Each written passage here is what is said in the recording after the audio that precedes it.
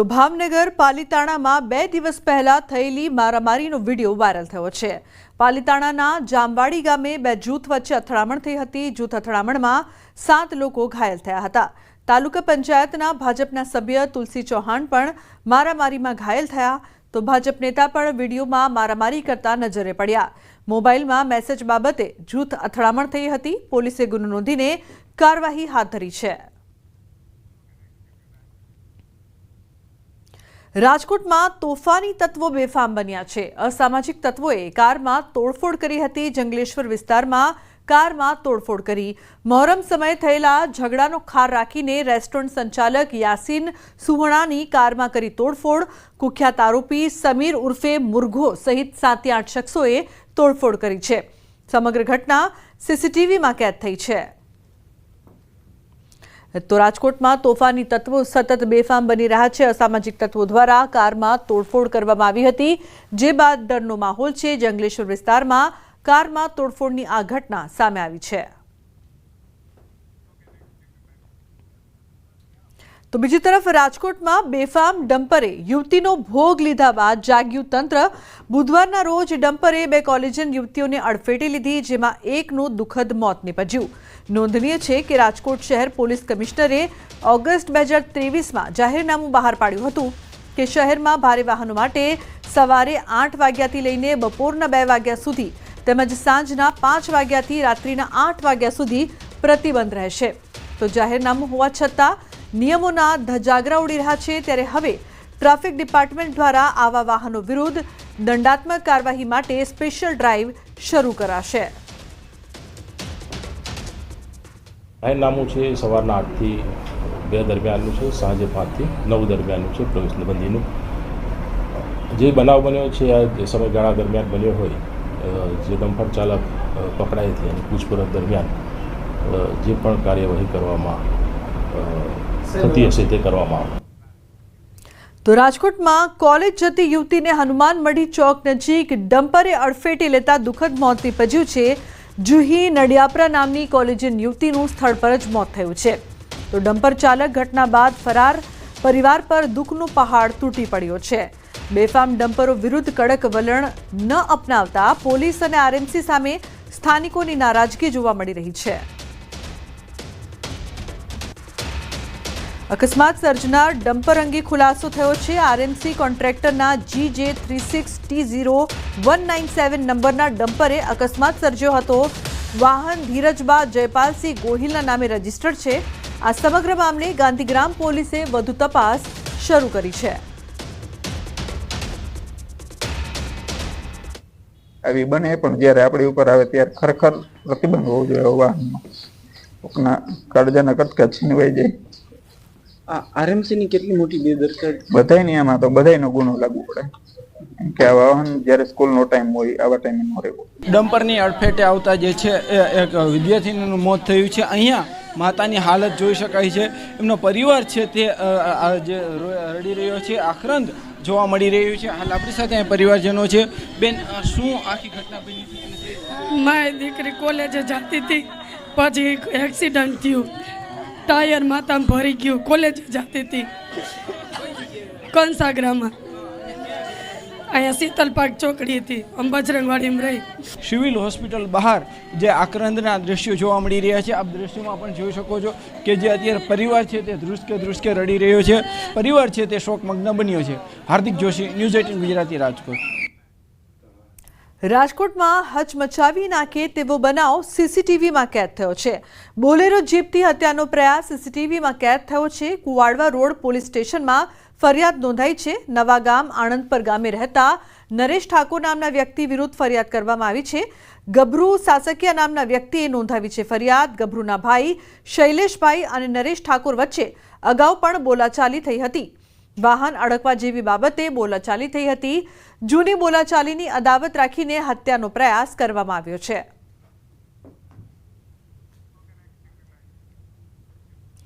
તો મધ્યપ્રદેશના શાજાપુર શહેરના ગરમ મેદાન વિસ્તારમાં રસ્તા પર બનેલો એક ખુલ્લો ચેમ્બર અકસ્માતોનું કારણ બની રહ્યો છે। વરસાદ દરમિયાન જ્યારે અહીં પાણી ભરાઈ ગયું હતું ત્યારે અલગ અલગ ઘટનાઓમાં 2 બાઇક સવારો આ ખાડામાં પડી ગયા હતા। ઘટનાના 2 સીસીટીવી વિડીયો પણ સામે આવ્યા છે। ખાડામાં પડેલી આ બાઇક નગરપાલિકાની બેદરકારી છતી કરી રહી છે, જેમાં તમે જોઈ શકો છો કે કેવી રીતે આ બાઇક સવાર રસ્તા પરથી પસાર થતી વખતે અચાનક આ ઊંડા ખાડામાં પડી ગયો। પહેલી ઘટનામાં પીપલિયા ઇન્દોર ગામના રહેવાસી બાલુસિંહ નામનો યુવાન તેની બાઇક પર પસાર થઈ રહ્યો હતો ત્યારે તે બાઇક સાથે ખાડામાં પડી ગયો। નજીકમાં હાજર લોકોએ તેને તાત્કાલિક ખાડામાંથી બહાર કાઢ્યો। આ ઘટનામાં યુવાનને માથા અને ગરદનમાં ગંભીર ઈજાઓ થઈ હતી। આ દરમિયાન સ્કૂટર ચલાવતો શાહરૂખ મંસૂરી નામનો યુવાન પણ આ ખાડામાં પડી ગયો, જો કે સદનસીબે તેને કોઈ ઈજા થઈ ન હતી।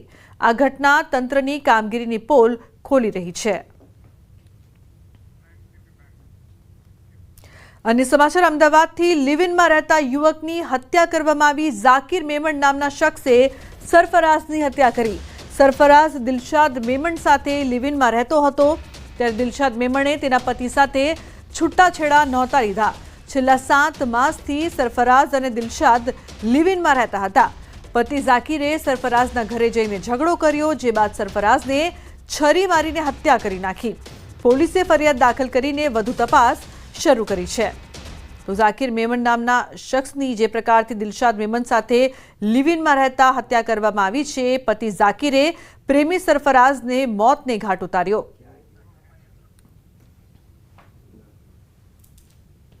કોઈ નહીં રહેતું, ભાડવત જ રહેતા હતા એ લોકો। હા, હસબન્ડ વાઈફ હતા બંને? હા, ના, એના હસબન્ડ નથી, એના હસબન્ડ તો બીજો હતો, એના બીજા હસબન્ડના જોડે આ ને નવાને મરાયો। 12:30 વાગ્યાની આસપાસ ઝાકીર એમના આવ્યા, લોકો સૂતા હતા એટલે દરવાજો ખખડાવ્યો। દરવાજો ખોલીને જોયું તો ઝાકીર હતો, એને હાથમાં છરી હતી અને એણે ગાડાગાડી બોલાચાલી કરી એટલે જે મરણ જનાર છે સરફરાજ એને ધક્કો માર્યો, પડી જતા એને છરીના ઘા કર્યા અને પછી એને લોહી વધારે નીકળી જવાથી એનું મોત થયું છે। હવે એવું છે કે છેલ્લા 7 માસથી જે ઝાકીરની પત્ની છે એ સરફરાજ સાથે રહેતી હતી અને એના કારણે જ આ વિવાદ હતો। અમદાવાદમાં એક પછી એક જે હત્યાની ઘટનાઓ સામે આવી રહી છે અને તેમાં વધુ એક હત્યાનો બનાવ જે છે તે અમદાવાદના સરખેજ વિસ્તારમાં બન્યો છે। સરખેજ વિસ્તારમાં આવેલી જનપથ હોટલની પાછળના ભાગે જે છે એ હત્યાની ઘટના સામે આવી છે, જેમાં એક મહિલા પોતાના નવા પતિ સાથે અહીંયા રહેવા માટે આવી હતી અને સ્થાનિક લોકો પાસેથી જે પ્રાથમિક વિગતો જે સામે આવી છે તેમાં આ મહિલા જે પોતાના નવા પતિ સાથે 2-3 દિવસ અગાઉ જ અહીંયા ભાડે રહેવા માટે આવી હતી અને તેમાં તેની જાણ જે છે તેના જે મહિલાના જૂના પતિને જે થઈ ગઈ અને એનો જૂનો પતિ જે છે ગઈકાલે રાત્રે અહીંયા આવ્યો હતો અને જે માથાકૂટ થઈ હતી અને એ માથાકૂટ જે છે તે હત્યાના બનાવમાં બની છે પરિણમી છે અને પોલીસ જે છે તે રાત્રે ઘટના સ્થળે પહોંચી હતી અને સમગ્ર મામલે મહિલાની પણ અટકાયત કરવામાં આવી છે। હાલ પોલીસ જે છે તે સમગ્ર મામલે તપાસ કરી રહી છે કે આ ઘટના જે છે તે કયા કારણોસર બની છે। કેમેરામેન ખેંગા રાઠોડ સાથે સંજય ટાંક, ન્યૂઝ 18 ગુજરાતી, અમદાવાદ। હવામાન વિભાગની આગાહી, આગામી 7 દિવસ વરસાદી માહોલ રહેશે। આગામી 7 દિવસ સામાન્યથી મધ્યમ વરસાદની શક્યતા રહેશે। આગામી 5 દિવસ થંડરસ્ટોર્મ એક્ટિવિટી રહેશે। અમદાવાદમાં સામાન્ય વરસાદની શક્યતા રહેશે। आज का जो फोरकास्ट है, आने वाला अगले 7 दिन तक अनेक स्थानों में हल्का से मध्यम बरसात होने का संभावना है और थंडरस्टॉर्म के लिए लाइटनिंग विथ थंडरस्टॉर्म का जो वार्निंग है अगले 5 दिन है। अभी 16 से लेकर 20 जुलाई thunderstorm with lightning 30 to 40 kilometre wind speed के साथ रहने का पूर्वानुमान है। और जो हमारा फिशरमैन भाई के लिए off and along Gujarat coast में कोई वार्निंग नहीं है। વરસાદનો વિરામ છતાં ઓરસંગ નદી 2 કાંઠે વહી રહી છે। છોટાઉદેપુરમાં ઓરસંગ નદી 2 કાંઠે વહેતી થઈ છે। રામપુરા પાસે નદીમાં ઘોડાપુરના દ્રશ્યો। રાત્રે મધ્યપ્રદેશમાં ધોધમાર વરસાદ બાદ નદીમાં આવક, તો છોટાઉદેપુરમાં 5 દિવસથી વરસાદ નહીં છતાં નદીમાં આવક થતાં લોકો કુતૂહલવશ નદી જોવા ઉમટ્યા છે।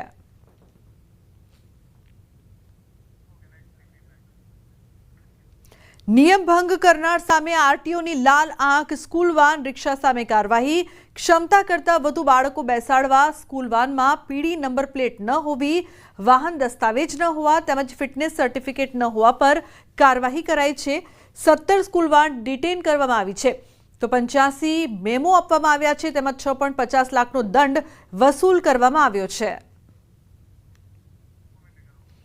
ઉલ્લેખનીય છે કે નિયમ ભંગ કરનાર સામે આરટીઓ લાલ આંખ કરી રહી છે. ખાસ કરીને જે અમદાવાદ આરટીઓની સ્કૂલ વાન છે અને રિક્ષાઓ છે જે નિયમોનો ભંગ કરે છે તેમની વિરુદ્ધ કાર્યવાહી કરવામાં આવી રહી છે.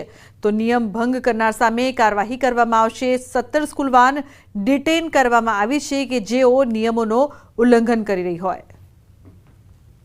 તો 6.5 લાખનો દંડ પણ વસૂલ કરવામાં આવ્યો છે. હાલમાં જે લાસ્ટ વીકમાં ટોટલ 38 દિવસે ચેકિંગ થઈ રહ્યું છે. લાસ્ટ વીકમાં શાહીબાગ પાસેની તમામ સ્કૂલોનું ચેકિંગ કરવામાં આવ્યું હતું.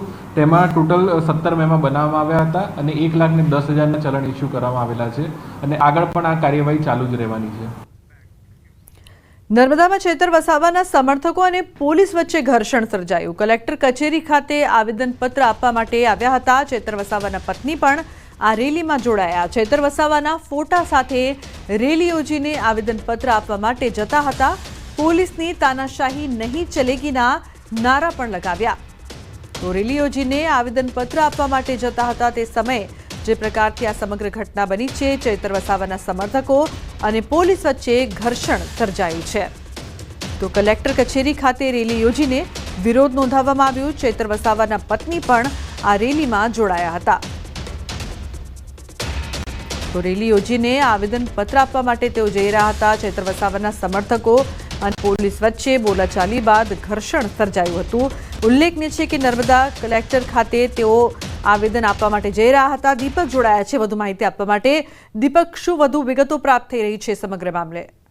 બિલકુલ, ખાસ વાત કરીએ તો જે ચૈતર વસાવા છે જે લાફાકાંડમાં અત્યારે જેલમાં છે અને જે સંજય વસાવા જે છે એમને જે ફરિયાદી છે તે ફરિયાદ કર્યા બાદ ચૈતર વસાવા અત્યારે જેલમાં છે અને જેમના વકીલ છે જે તેમને જામીન પણ માંગ્યા હતા રાજપીપળા ડિસ્ટ્રિક્ટ કોર્ટમાં, પરંતુ જામીન નામંજૂર થયા હતા. હાલ જે ચૈતર વસાવાના સમર્થકો છે મોટી સંખ્યામાં ડેડિયાપાડા, સાગબારાના અને તેના જે ચૈતર વસાવાના બે પત્ની છે તેઓ જિલ્લા કલેક્ટરને આવેદનપત્ર આપવામાં આવ્યા હતા. તે દરમિયાન આજે મોટી સંખ્યામાં સમર્થકો હોય જેને પોલીસે રોકતા પોલીસ સાથે તૂટુ મેમોના દ્રશ્યો પણ સર્જાયા હતા.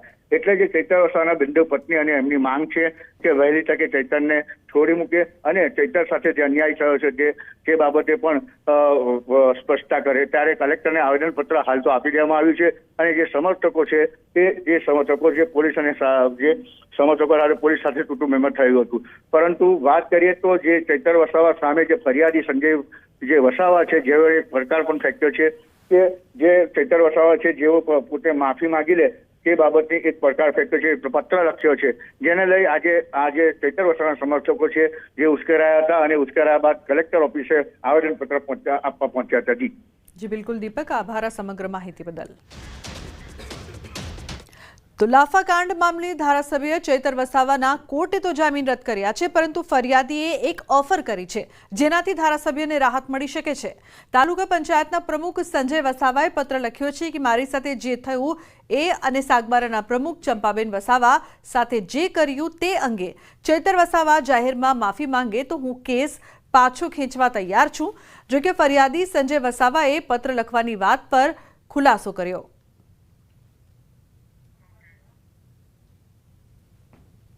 આ એક સરકારી ઓફિસમાં બનેલ એક સત્ય હકીકત છે. એને સમાજ સાથે કોઈ લેવા દેવા નથી, પરંતુ આમ આદમી પાર્ટીના કેટલાક નેતાઓ દ્વારા આખો મુદ્દો ડાયવર્ટ કરવામાં આવે છે, એટલે મારે આ પત્ર લખવાની ફરજ પડેલ છે. ચૈતરભાઈ જો માફી માગશે તો હું 100% આજે મીડિયા સમક્ષ કહું છું, 100% હું એમને માફ કરવા તૈયાર છું. પણ મારી એક શરત છે.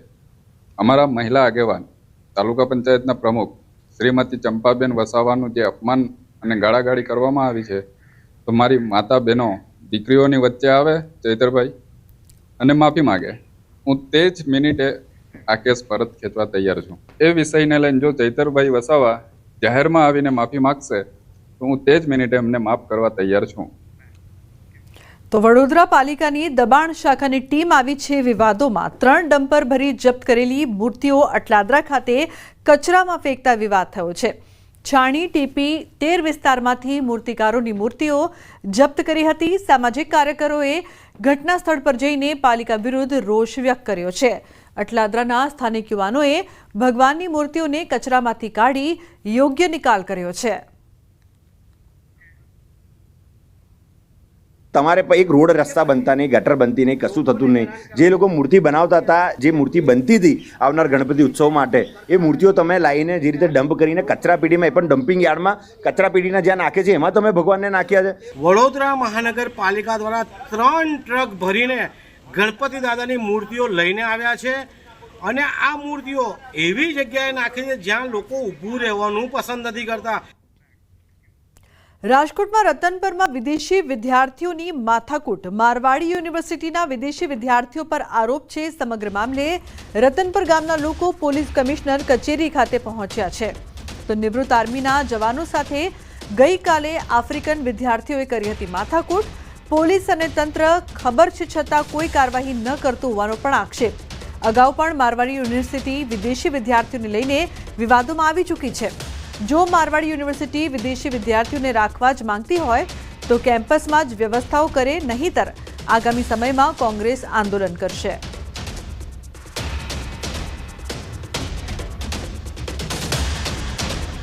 ક્યાંક ને ક્યાંક ખાનગી યુનિવર્સિટી પોતાના સ્વાર્થ માટે વિદેશી વિદ્યાર્થીઓને અહીંયા લઈ આવે છે, પરંતુ આ વિદ્યાર્થીઓ સમાજની અંદર દૂષણ ફેલાવે છે, દેહ વ્યાપાર ખુલ્લેઆમ કરે છે, ઓનલાઈન એપ્લિકેશનો, ઇન્સ્ટાગ્રામ, વોટ્સઅપ, ફેસબુકની અંદર ખુલ્લેઆમ ધંધાઓ કરે છે અને તેમ છતાં તંત્ર કોઈ જાતની કાર્યવાહી નથી કરતી. ખાનગી યુનિવર્સિટીની અંદર આપણા રાજ્ય અને આપણા દેશની બેન દીકરીઓ અભ્યાસ કરે છે. મહોત્સવ અને દેખાદેખીની અંદર યુવાનીમાં જો આ કુસંગતના રવાડે ચડશે, એ લોકો નશા કરે છે, એક જ રૂમની અંદર છોકરા છોકરીઓ સાથે રહેતા હોય છે, આખી રાત રખડતા હોય છે ત્યાં અને ટૂંકા કપડાં પહેરીને રખડતા હોય છે. આપણા દીકરા દીકરીઓ બધા જોવે તો આપણી ઘર સામે આ બધું બહુ ખરાબ દેખાય છે. અત્યારથી આપણી સંસ્કૃતિ બધી બગાડે છે. તો અમારી રજૂઆત એક જ છે કે આમને લોકોને, મારવાડીના સ્ટુડન્ટને મારવાડીની અંદર રહેવાની સુવિધા હોવી જોઈએ. વડોદરામાં વ્યાજખોરોના આતંક. વ્યાજ ન આપતા વિધવા મહિલાના પુત્રને 3 મહિનાથી ઘરમાં ગોંધી રાખ્યો. બુડાના મકાનમાં રહેતી વિધવા મહિલાએ દીકરીના લગ્ન માટે 70,000 વ્યાજે લીધા હતા. 70,000 સામે 1.5 લાખ ચૂકવ્યા છતાં વ્યાજખોરોએ ઉઘરાણી ચાલુ રાખી. વિધવાના ઘરમાં જીવાન પુત્રને પૂરીને વ્યાજખોરોએ રૂમને તાળું મારી દીધું. વ્યાજખોર માતા પુત્રએ લાચાર પરિવાર પર અત્યાચાર ગુજાર્યો હતો. વ્યાજખોર નરેન્દ્ર દાવા અને તેની માતા શારદા દાવાએ વિધવા માતા પુત્રને માર પણ માર્યો હતો. પીડિત વિધવા ઘરની બહાર રહી લોકો પાસેથી ખાવાનું માંગી પુત્રને ખવડાવતી હતી. તો સામાજિક કાર્યકરે સમગ્ર મામલાની પોલીસને જાણ કરી. પોલીસે તાળું તોડી યુવાન પુત્રને બહાર કાઢ્યો છે. માંજલપુર પોલીસે નરેન્દ્ર દાવા અને માતા શારદા દાવાની ધરપકડ કરી છે. $10,000 વ્યાજ આપું છું મહિનાનું. હમણાંનું વ્યાજ નહીં આપ્યું એટલે હવે 4 મહિનાનું વ્યાજ નહીં આવ્યું ને એટલે આવું કર્યું. અને મને મારા છોકરાને તો પૂરી જ રાખ્યો. મેં તો બહાર જ હતી. હું તો મારી બેનને ઘેર ગઈ હતી ત્યારથી એને તાળું મારેલું છે. મને ચપ્પલ મારે, હજુ મને છાતીમાં બી દુખાવો થાય છે. મને ચપ્પલ મારી હતી તે. ફરિયાદીનો જે માનસિક રીતે દિવ્યાંગ દીકરો છે એને ઘરમાં પૂરીને બહાર તાળું મારી દીધું. તો આ મુજબની ફરિયાદ રમીલાબેન બજાણિયાની આજે માંજલપુર પોલીસ સ્ટેશનમાં દાખલ થયેલી છે, જેમાં ભારતીય ન્યાય સંહિતાની કલમ 308(2), 127(2) અને મની લેન્ડિંગ એક્ટની કલમ 40, 42 અને 44 મુજબ ગુનો દાખલ કરી આગળની તપાસ ચાલુ છે. તો વ્યાજ ન આપતા જે પ્રકારથી માતા અને પુત્ર પર અત્યાચાર ગુજારવામાં આવ્યો, 70,000 જે વ્યાજ લીધું હતું તેની સામે 10,000 મહિને આ મહિલા આપતી હતી. 4 મહિનાથી વ્યાજ ન આપતા આ ત્રાસ ગુજારવામાં આવ્યો છે. વ્યાજખોર માતા પુત્રની ધરપકડ કરવામાં આવી છે. વડોદરામાં વ્યાજખોરોનો આતંક છે તે સતત વધી રહ્યો છે, જે બાદ હવે આ મામલે પોલીસ દ્વારા વધુ કાર્યવાહી કરવામાં આવી છે. તો વ્યાજ ન આપતા ઘરમાં પુત્રને ગોંધી રાખ્યો હતો. વિધવા મહિલા પર પણ અત્યાચાર ગુજારવામાં આવ્યો. તો બુલેટિન